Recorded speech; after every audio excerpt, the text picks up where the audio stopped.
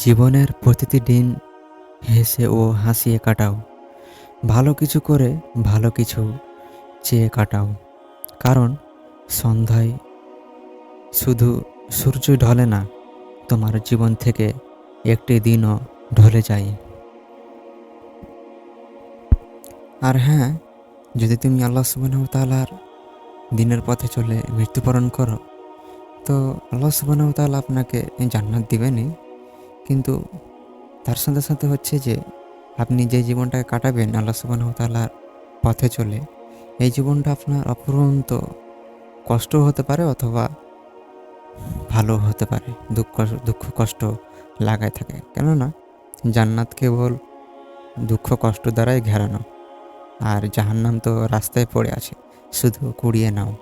এই সামাজিক অবস্থায় যা দেখতে পাওয়া যায় আর কি।